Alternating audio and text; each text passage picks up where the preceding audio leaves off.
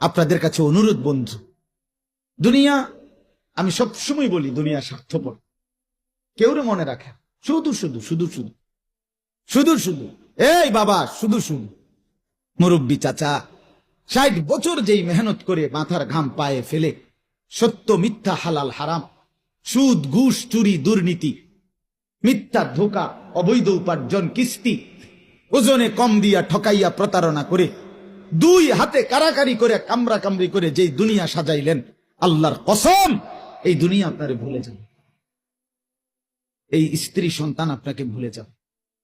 এরা মনে রাখবে না, এরা মনে রাখবে এই খাট পালং সোফা ফার্নিচার পরবর্তী 20 বছরের ব্যবধানে আপনার চিহ্ন থাকবে। 12 বছর পরে, আমার দাদা মৃত্যুর 12 বছর পরে আমি আমার জ্যাঠারে বলছিলাম, দাদা জ্যাঠা, আমার দাদা যে মারা গেছে, আমনে আমার দাদার বড় ছেলে, আমনে আমার বড় জ্যাঠা, আমনের কাছে আমার দাদাও বড় বাড়িওয়ালা ছিলেন, জমিওয়ালা ছিলেন, আমার দাদার খেরের ফাড়া, এরপরে হালের গরু অনেক ছিল। আগের দিনে পয়সাওয়ালা চিনত এই 2 জিনিস দিয়া, হ্যাঁ গৃহস্থ খেরের ফাড়া কয়তো, আর হলো কি হালের গরু। হালের গরু দেখলে মানুষ বুঝতো যে ওরা কি বলা পয়সাওয়ালা, খেরের ফাড়া দেখলে চিনত। অনেক কিছু ছিল দাদা। তা আমি বললাম, জ্যাঠা 12 বছর পরে এখন জ্যাঠা আমার দাদার রেখে যাওয়া স্মৃতিচিহ্ন হিসাবে আপনার কাছে আছে এমন কিছু আমার একটু দেখান। একটা নুনের বাড়ি, একটা চায়ের কাপ, একটা কাচের প্লেট, একটা কিছু, যে কোনো একটা কিছু আছে কিনা। কসম আল্লাহর, জ্যাঠা কাঁদা দিছে, চোখের পানি ফেলে বলছে, না ভাতিজা, তোরে দেখাইবার মতো আমার কাছে কিছু। এর নাম দুনিয়া। এর নাম কি? দুনিয়া। তাহলে আমার দাদা কি মাটির বইয়ে ভাত খাইছে? আমার দাদা ফ্লেটে ভাত খাইছে না? কথা বলেন না কেন? আমার দাদা কি নুন মাটির নিয়ে রাখছে? সেই নুনের বাটি, সেই প্লেট কোথায়? দুনিয়া মনে রাখে না, দুনিয়া মনে রাখে না। শুধু শুধু অনর্থক সুদের টাকা দিয়ে ছেলেটাকে বিদেশ পাঠাইলেন, অনেক বড় ক্ষতি করলেন নিজেরও ওরও।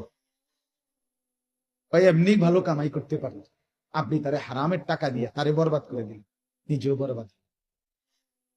কিস্তির টাকা দিয়া খাট পালং ফার্নিচার বানাইলেন, অনেক বড় ক্ষতি করে ফেললেন পরিবারের। এটি ছাড়াও তারা ধীরে ধীরে, হয়তো একটু সময় লাগত, হয়েই যাই, আপনি অনেক বড় ক্ষতি করে দিলেন আজীবনের জন্য, দীর্ঘদিনের জন্য। তাদেরকে হারামের সাথে জুড়ায় নিজেও নষ্ট হইলেন, তাদেরকেও নষ্ট করে ক্ষতি করে ফেললেন, অনেক বড় ক্ষতি করলেন। আমার আব্বা 2015 সালে ইন্তেকাল করছে, ফ্যামিলিতে তেমন কিছু রেখে যায় নাই, কিন্তু পরবর্তী 9 বছরের ব্যবধানে আমরা 5 ভাই এই সংসারের যা দরকার আলাদা আলাদা ঘর করছি, আলাদা আলাদা খাট পালক ফার্নিচার সবই হয়েছে, এমন অসুবিধা হয় না। কিন্তু বাবা 5 ছেলেকে আলেম বানায় গেছে। বিনিময়ে এখন কি লাভ হয়েছে? এখন 5 জনই কোনো না কোনো মসজিদে জুমা পড়ায়, মাদ্রাসায় পড়ায়, কিছু 2-4 শব্দ আল্লাহর কথা বলে।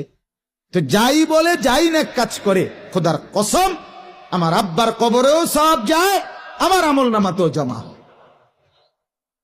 বাপও গেইনার, বাপেরও লাভ, আমারও লাভ, দুজনেরই কি হয়ে গেল? লাভ হয়ে গেল না? দুজনেরই লাভ হলো।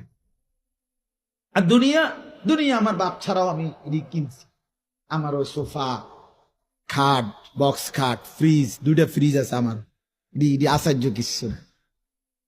এটি লেগে এত মিশা কথা কম লাগে না। সোফা এক সেট বানাইতে আপনার এই 60-70 হাজার টাকা লাগে, এটার লেগে এত বাটফারি করণ লাগে, এত সিটারি করণ লাগে না বেটা, এত মিথ্যা কথা বলতে হয় না। 3টা খাট বানানোর লেগে এত মিথ্যা কথা বলতে হয় না, টাইলস লাগানোর জন্য এত মিথ্যা কথা বলতে হয়, এত চিটারি লাগে না মিয়া। আমরা ভুল করছি, আমরা হায়াত, আমরা আমাদের জিন্দেগি, আমাদের সময় ইচ্ছা করে অনর্থক না বুঝে অবহেলায় শেষ করে দিলাম।